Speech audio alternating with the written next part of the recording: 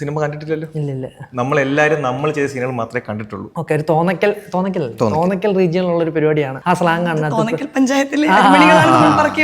ആ സ്ലാങ് ആണ്. അതെ, കുറെ അരിമണികൾ പറക്കിയെടുക്കുന്നത്. അപ്പൊ ആ വേവ് തീരുന്നതിന് മുമ്പ് ഒരു സിനിമയിൽ ചെയ്യാൻ പറ്റിയൊരു സന്തോഷമുണ്ട്. പടം കാണുമ്പോഴും അതിൻ്റെതായിട്ടുള്ള ഒരു രസം ഉണ്ടാവുന്ന ഉറപ്പാണ്.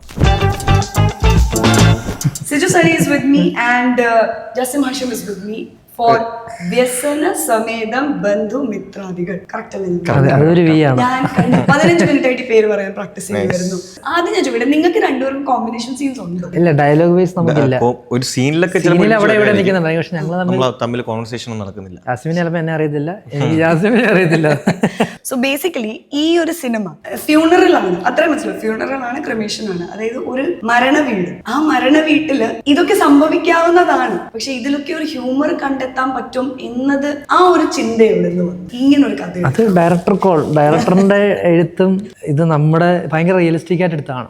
ഈ പടവും ഇതിന്റെ കഥയും നമ്മുടെ നാട്ടിൻപുറത്തൊരു മരണം നടന്നു കഴിഞ്ഞാൽ എങ്ങനെയാണ് ഒരു ചടങ്ങ് നടക്കുന്നത് അതേ ഇതിൽ തന്നെയാണ് ഇതിനകത്ത് എല്ലാ പരിപാടികളും ചെയ്തിരിക്കുന്നത്. നമ്മുടെ നാട്ടിലൊരു മരണം നടന്നു കഴിഞ്ഞാൽ വീട്ടിൽ ആരൊക്കെ വരും? അടുത്തുള്ള ആൾ വരും, മറ്റു ജില്ലയിൽ നിന്നുള്ള ഒരാൾ വരും, പന്തൽ പണിക്കാർ വരും, അപ്പുറത്തെ വീട്ടിൽ നിന്നുള്ള ഇതേപോലെ തന്നെ പന്തൽ കിട്ടുന്നതിന് അപ്പുറത്തിരുന്ന് മദ്യപിക്കുന്ന അങ്ങനെയുള്ള ഒരുപാട് ക്യാരക്ടേഴ്സ് ഉണ്ട്.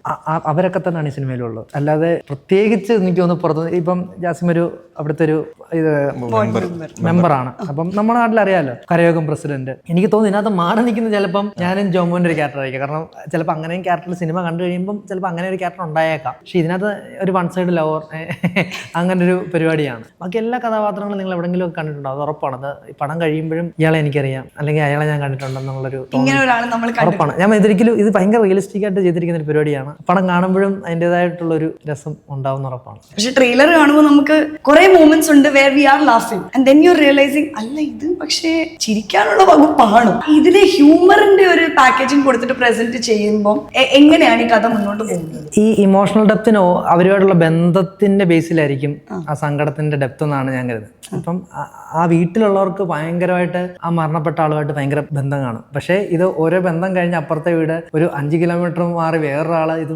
അറിഞ്ഞു വരുന്നത് അവർക്കൊക്കെ അത്രയും കണക്ഷൻ ഇല്ല. അപ്പം ഇപ്പൊ പന്തൽ പണിക്കാരെ സംബന്ധിച്ച് അവർക്ക് ആ ഒരു ജോലി മാത്രമാണ്. അപ്പൊ അവര് നോർമൽ ടോക്ക് എന്തൊക്കെയാണ് ചെയ്യുന്നത് അത് തന്നെ ആയിരിക്കും അവിടെ ചെയ്തുകൊണ്ടിരിക്കുന്നത്. അവരുടെ അതിനകത്ത് ഫണ്ണുകളും തമാശകളൊക്കെ കാണുമായിരിക്കും, പക്ഷെ അത് ഭയങ്കര ലൗഡ് ആയിരിക്കത്തില്ല. അവരുടെ ആ തമാശ സട്ടിലായിരിക്കും. പക്ഷെ അതാണ് ഞാൻ പറഞ്ഞത്, ഈ വീടിന്റെ ഉള്ളിൽ ആയിരിക്കും ഭയങ്കരമായിട്ടുള്ള വിഷമം. പക്ഷെ വീടിന്റെ ബാക്ക്ഗ്രൗണ്ടിൽ കുറെ ആൾക്കാരുണ്ട്, സൈഡിൽ കുറെ പേരുണ്ട്, അപ്പുറത്തെ പൊളിഞ്ഞ കുളിമുറിയിൽ ഇരുന്ന് വെള്ളം അടിക്കുന്ന കുറെ പേരുണ്ട്. അവർക്കിതൊരു മരണം നടന്നു, ഓക്കെ, അത് അവര് എല്ലാവിധവും കൊടുക്കുന്നു. പക്ഷെ അവർക്ക് അതിനപ്പുറം അവർ മറ്റൊരു രീതിയിലാണ് അതിനെ അത് കാണുന്നത്. അത് നമ്മുടെ നാട്ടിലും അങ്ങനെയൊക്കെ തന്നെ ആണല്ലോ. ഒരു മരണം സംഭവിച്ചു കഴിഞ്ഞ് കഴിഞ്ഞാൽ അവിടെ ഒരു ഇത് കാണുമായിരിക്കും, പക്ഷെ ഈ അവർ ആ മരിച്ച ആളുമായിട്ടുള്ള ബന്ധം വെച്ചിട്ടായിരിക്കുമല്ലോ ഇതിന്റെ ഡെപ്ത് ഒന്ന് മാറുന്നത്. അതെ, കുറെ കാസ്റ്റ് മെമ്പേഴ്സ് ഉണ്ട്. അതും നമ്മൾ നല്ലപോലെ കണ്ട് പരിചയമുള്ള കുറെ മുഖങ്ങളുണ്ട്, കുറെ പുതുമുഖങ്ങളുണ്ട്. ആക്ച്വലി ഇതിനകത്തില് ആരാണ് ഈ മരണപ്പെട്ട കഥാപാത്രം? അതിനും കുറെ ക്വസ്റ്റ്യൻസ് ഉണ്ട്. ആരായിരിക്കും? ട്രെയിലറിൽ നമ്മൾ കണ്ട ഒരാളാണോ? ഇനിയും മറ്റേ മരണമാസിലെ പോലെ നമ്മൾ കാണാതെ ലാസ്റ്റിൽ കാണാൻ പോകുന്ന ഒരാളാണോ? അത് ഇതിൽ മരിക്കുന്നവരെന്ന് സിനിമ കാണുമ്പോൾ മനസ്സിലാവും. മുമ്പോട്ട് കൊണ്ടുവന്ന് വെച്ചാൽ ഇത് സിജു പറഞ്ഞ പോലെ ഇത് ഇതുവരെ നമ്മൾ ആരും സിനിമ കണ്ടിട്ടില്ലല്ലോ. നമ്മളെല്ലാരും നമ്മൾ ചെയ്ത സിനിമകൾ മാത്രമേ കണ്ടിട്ടുള്ളൂ. പക്ഷെ കഥ അറിയാം എല്ലാവർക്കും, സംഭവം ഒരു ഓവറോൾ കഥ എല്ലാവർക്കും അറിയാം. പക്ഷെ നമുക്ക് ആർക്കും ബാക്കിയുള്ള സ്ഥലത്ത് ശരിക്കും എക്സാക്ട് ആയിട്ട് ഷൂട്ട് ചെയ്തിരിക്കുന്നത് എന്താണെന്ന് നമുക്കൊരു പിടിയില്ല. അപ്പൊ സിജുവിന്റെയും ജോമോന്റെയും സെക്ഷൻ എനിക്കറിയാം, സംഭവം ഇതാണ് നടക്കുന്നത് അറിയാമെങ്കിലും അത് എങ്ങനെയാണെന്ന് ഞാൻ കണ്ടിട്ടില്ല. എന്റെ സാധനങ്ങൾ സിജു കണ്ടിട്ടില്ല, അകത്തിറങ്ങുന്ന അനശ്വരയുടെ സാധനങ്ങൾ നമ്മൾ ആരും കണ്ടിട്ടില്ല.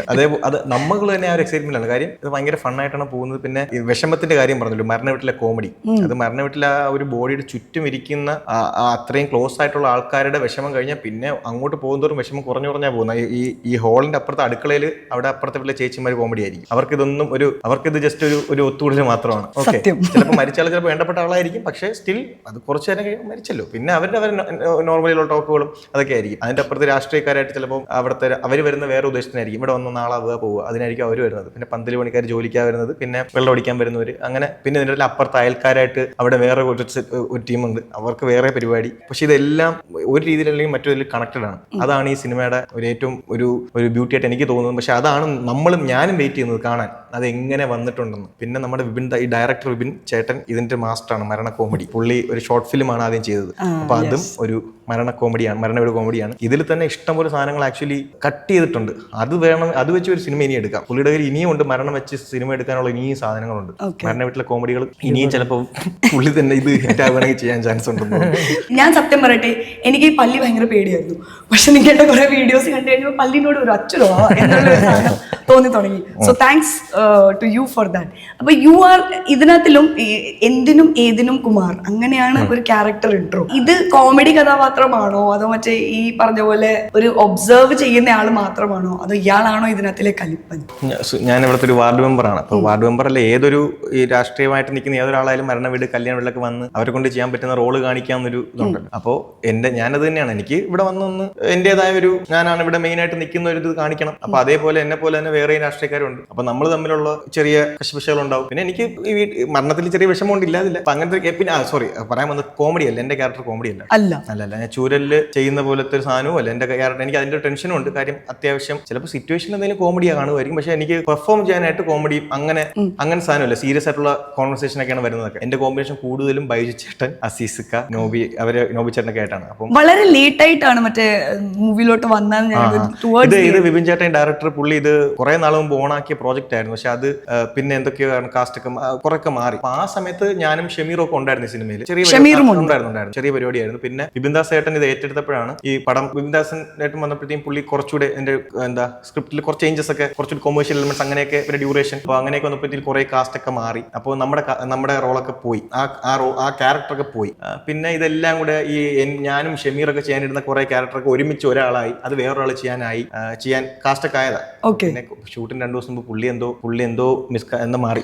ആ സമയത്ത് ഞാൻ വെറുതെ കറക്റ്റ് സമയത്ത് ഞാൻ വിപിൻ ചേട്ടന് മെസ്സേജ് അയക്കുകയും അപ്പോഴത്തേക്കും ചേട്ടാ ഇവനുണ്ടല്ലോ അങ്ങനെ വിളിച്ചു. വരാനുള്ളത് തങ്ങൂല.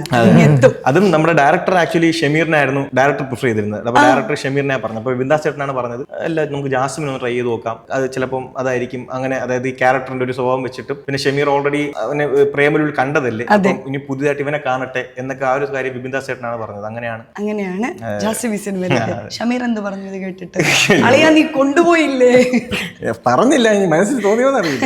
ചോദിക്കണം പിള്ളേച്ചാ. ഇല്ല, അവൻ ഇഷ്ടംപോലെ സിനിമകൾ കയ്യിലുണ്ട്, ഇനിയും പടങ്ങൾ വരാനുണ്ട്. ഇന്നലെ ഒരു പൂജയ്ക്ക് പോയിട്ട് അടുത്ത ഷൂട്ടിന് തുടങ്ങാറായി. സോഷ്യൽ മീഡിയയിൽ കാണുന്ന കുറെ നമ്മൾ ഇൻഫ്ലുവൻസേഴ്സ് എന്ന വാക്കാണ് ഉപയോഗിക്കുന്നത്. Actually you guys are part of our life. അപ്പൊ ഇങ്ങനത്തെ ആളുകളെ നമ്മൾ ആ ഒരു വെർട്ടിക്കൽ സ്ക്രീനിൽ നിന്ന് നേരെ നമ്മൾ ബിഗ് സ്ക്രീനിലേക്ക് കാണുന്ന ഒരു ട്രാൻസിഷൻ ഇപ്പൊ മലയാളം സിനിമയിൽ ഭയങ്കരമായിട്ടും വരുന്നുണ്ട്. അതിനെക്കുറിച്ച് as an influencer who's now coming on to movies, ജസ്റ്റിന് എന്താ തോന്നുന്നത്? What is your take on? അങ്ങനെ വെച്ചാൽ എനിക്ക് അറിയില്ല. അത് സന്തോഷമുള്ള കാര്യമാണ്. പക്ഷെ ഇത് എത്ര നാൾ ഇങ്ങനെ പോവും, എത്ര പേർക്ക് ഇങ്ങനെ അവസരം കിട്ടും, എത്ര പേർക്ക് നിൽക്കാൻ പറ്റും എന്നൊന്നും എനിക്ക്. അപ്പൊ സിജുവും ജോമോനൊക്കെ എല്ലാവരും അങ്ങനെ ചെയ്തു വന്നതാണ്. എല്ലാ ഇൻഫ്ലുവൻസേഴ്സും എന്തെങ്കിലുമൊക്കെ ഇന്ന സിനിമയിൽ എടുക്കണം എന്നുള്ളൊരു തോട്ട് അവരുടെ ബാക്ക് ഓഫ് ദ മൈൻഡിലുണ്ടോ? ഉറപ്പായിട്ടും കാണുമായിരിക്കും അല്ലേ? എല്ലാവർക്കും അത് തന്നെയായിരിക്കും ആഗ്രഹം. നിങ്ങൾ ചൂരൽ തുടങ്ങിയപ്പോൾ എന്തെങ്കിലും തുടങ്ങിയപ്പോഴല്ലേ നമ്മളിത് ആക്ച്വലി ചൂരലാണ് നമ്മള് ആൾക്കാരിലോട്ട് നമ്മൾ അതിനു മുമ്പേ കുറെ നാൾ മുമ്പ് ട്രൈ ചെയ്ത് തുടങ്ങിയതായിരുന്നു. ആ സമയത്തൊക്കെ സിനിമ ഭയങ്കര ആഗ്രഹം. പക്ഷെ ചൂരല് ഒന്ന് സെറ്റായി അത്യാവശ്യം റീച്ചൊക്കെ കഴിഞ്ഞപ്പോൾ നമ്മളത് വിട്ടു. നമ്മൾ വിചാരിച്ചു ഓക്കെ ഇനിയിപ്പം ഇത് മതിയല്ലോ, നമ്മൾ കുഴപ്പമില്ല, കാര്യങ്ങൾ നടക്കുന്നതുകൊണ്ട് പോകുന്നുണ്ട്. അപ്പോൾ സിനിമ എന്നൊരു ചിന്ത നമുക്ക് പിന്നെ ഭയങ്കരമായിട്ട് ആഗ്രഹിക്കുന്നില്ലായിരുന്നു. ആ സ്റ്റേജിലാണ് പിന്നെ സിനിമയുടെ പരിപാടിയൊക്കെ വന്നു തുടങ്ങിയത്. അല്ല, ഞാൻ പറഞ്ഞു വന്നത് ഇത് എല്ലാ സമയത്തുള്ള ട്രെൻഡാണെന്ന് തോന്നുന്നത്. അതായത് പണ്ട് മിമിക്രി എന്നായിരുന്നു. മിമിക്രിന്ന് ഒരുപാട് പേര്, ഇപ്പൊ മിമിക്രി നമുക്ക് പറയാനാണെങ്കിൽ ഇഷ്ടംപോലെ ആൾക്കാരുണ്ട്. ജയറാമേട്ടൻ, ദിലീപ് ഏട്ടൻ, അങ്ങനെ ഇഷ്ടംപോലെ ആൾക്കാരുണ്ടല്ലോ. പക്ഷെ അതിനേക്കാൾ കൂടുതൽ ആൾക്കാർ വന്നിട്ടുണ്ട്. പക്ഷെ അതിൽ കുറച്ച് പേരാണ് അതുപോലെ തന്നെയാണ്. പിന്നെ റിയാലിറ്റി ഷോ എന്ന് വന്നവരാണ് അസീസ് ഖാൻ, നോബി ചേട്ടൻ, അങ്ങനെ കുറെ പേര് അവിടെ നിന്നും വന്നിട്ടുണ്ട്. പക്ഷെ അതിലും കുറച്ച് പേരെ നിന്നിട്ടുള്ളൂ, കുറച്ച് പേര് പോയി. എനിക്ക് തോന്നുന്നു അതുപോലെ തന്നെ ആയിരിക്കും സോഷ്യൽ മീഡിയ. ഇപ്പൊ ജോമോനും സിജോക്ക് ഓൾറെഡി അത്യാവശ്യം സെറ്റ് ആയി കഴിഞ്ഞാണ്. അപ്പം ഇനി ഈ ഒരു വേവ് നിൽക്കുമെന്നാണ് എനിക്ക് തോന്നുന്നത്. ഇങ്ങനെ സ്ഥിരം ഇങ്ങനെ വന്നുകൊണ്ടിരിക്കാൻ ചാൻസ് ഇല്ല. അപ്പൊ ആ വേവ് തീരുന്നതിന് മുമ്പ് ഒരു സിനിമയിൽ ചെയ്യാൻ പറ്റിയ സന്തോഷമുണ്ട്. ഭയങ്കര തിരക്കാണല്ലേ കഴിഞ്ഞ കുറച്ച് കാലമായിട്ട്? അങ്ങനൊന്നുമില്ല, വീട്ടിലൊക്കെ ഇരിക്കാൻ സമയം കിട്ടുന്നുണ്ട്. പിന്നെ ഓരോരോ പരിപാടികളായിട്ട് വരുന്നു. പക്ഷേ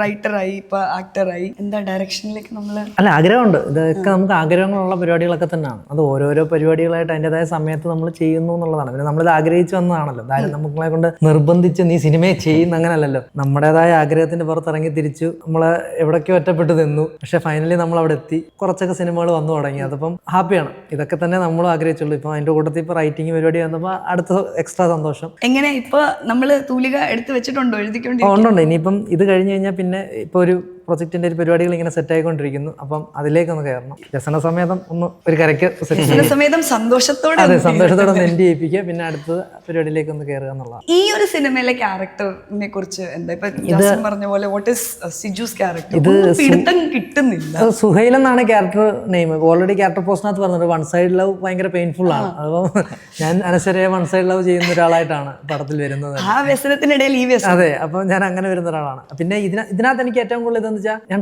ഇതൊരു ട്രിവാൻഡ്രം സ്ലാങ് സിനിമയാണ്, ഇതൊരു തിരുവനന്തപുരം സിനിമയാണ്. അപ്പം അതിനകത്ത് ഞാനും അനശ്വരയെ ഒഴിച്ച് ബാക്കി എല്ലാവരും തിരുവനന്തപുരംകാരാണ്, കാസ്റ്റിംഗ് ഉൾപ്പെടെ.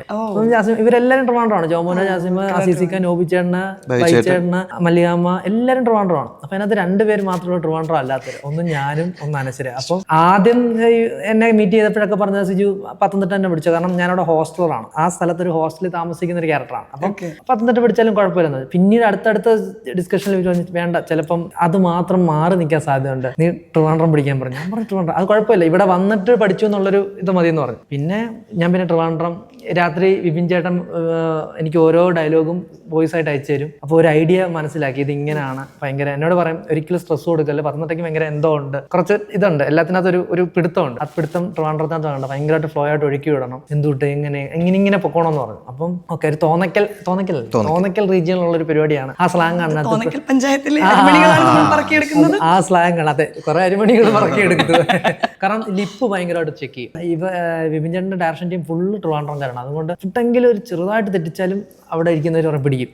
എന്നാലും അനശ്വരയ്ക്കും സുജിനും കൂടി ചേർത്ത് പിടിക്കാൻ പറ്റിയില്ല, അവസാനം ട്രിവാൻഡ്രത്ത് എത്തി. അതെ, ട്രിവാൻഡ്രത്ത് എത്തി. അത് വലിയ കുഴപ്പമില്ലാതൊക്കെ അവരത് സെറ്റ് ചെയ്ത് തന്നു. നമ്മൾ ഒരുമാതിരിയൊക്കെ സെറ്റ് ചെയ്ത് വെച്ചിട്ടുണ്ട്. ബാക്കി ഓഡിയൻസ് ആണ് പറയേണ്ടത്. പക്ഷെ അതാണ് എനിക്ക് ഇതിനകത്ത് ഭയങ്കര, ഞാൻ സ്ഥിരം ചെയ്യുന്ന ഇതിനകത്തുള്ള ഡയലോഗുകൾ നോർമൽ പത്തനംതിട്ടയൊക്കെ ആയിരിക്കും. പക്ഷെ ഇവിടെ വന്നപ്പോൾ അതൊരു ട്രിവാൻഡ്രം സ്ലാങ് ആയി, കുറച്ചുകൂടെ ക്യാരക്ടർ ഒന്ന് വേറൊരു പരിപാടിയായി. ഭയങ്കര ഹാപ്പിയാണ് ഈ ഒരു ക്യാരക്ടറും സുഹൈൽ.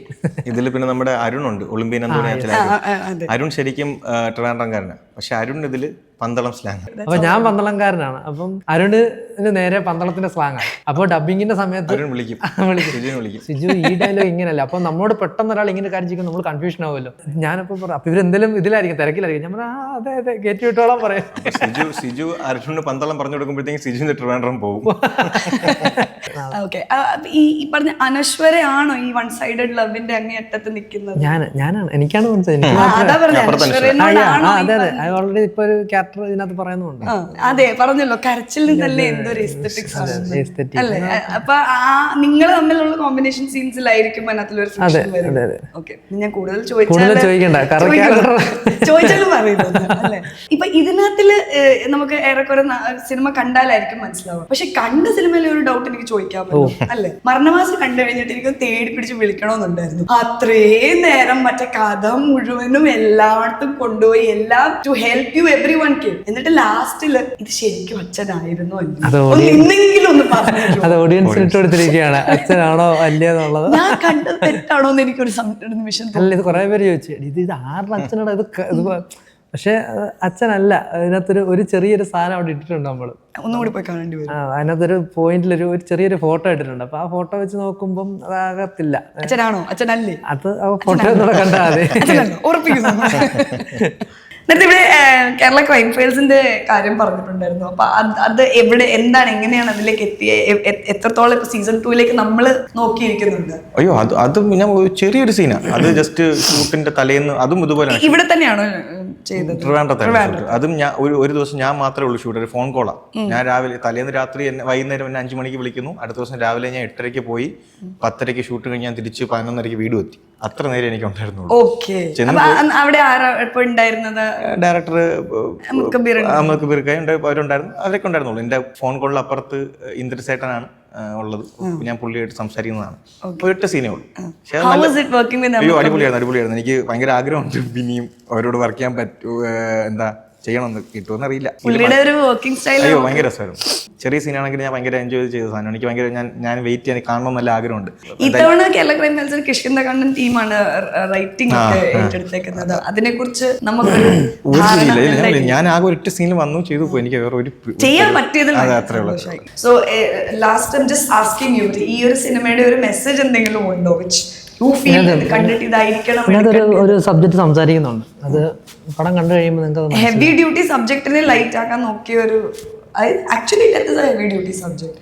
പക്ഷെ അതിന്റെ ചുറ്റും നമ്മൾ ചിന്തിക്കാത്ത അല്ലെങ്കിൽ നമ്മൾ ഫീൽ ചെയ്യുമ്പോൾ നമ്മൾ ചിന്തിക്കാത്ത പടത്തിന്റെ എൻഡിലേക്ക് എത്തുമ്പോഴത്തേനും ഇതിനകത്തൊരു പൊളിറ്റിക്സ് സംസാരിക്കുന്നുണ്ട്. പടത്തിന്റെ തുടക്കം തൊട്ട് ഒരു പൊളിറ്റിക്സ് എന്തായാലും വരുന്നുണ്ട്, പക്ഷെ എൻഡിലേക്ക് എത്തുമ്പോൾ മറ്റൊരു പൊളിറ്റിക്സ് സംസാരിക്കുന്നുണ്ട്. അത് ഭയങ്കര മുഴച്ചിരിക്കുന്ന ഇതിന് വേണ്ടിയിട്ടെന്നുള്ള പരിപാടികളൊന്നുമല്ല. നിങ്ങളും ഫൈനൽ പ്രോഡക്റ്റ് കണ്ടിട്ടില്ല, പക്ഷെ നമുക്ക് അതേ അറിയാം, അത് പ്രോപ്പറായിട്ട് അറിയാം, നമ്മുടെ സീൻസുകളെല്ലാം അറിയാം.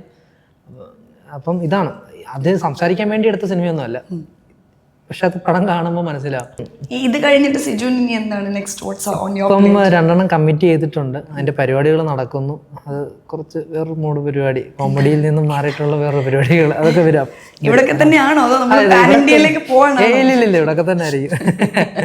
എത്തട്ടെ, അതിലേക്ക് എത്തട്ടെ. Anyways it was wonderful meeting you both. And ഈ സിനിമ ഭയങ്കര വലിയൊരു സക്സസ് ആവട്ടെ. നേരത്തെ പറഞ്ഞ പോലെ തിയേറ്ററിൽ തന്നെ ചെന്ന് ആളുകൾ ഇത് കാണട്ടെ. Thank you so much for Thank you so much.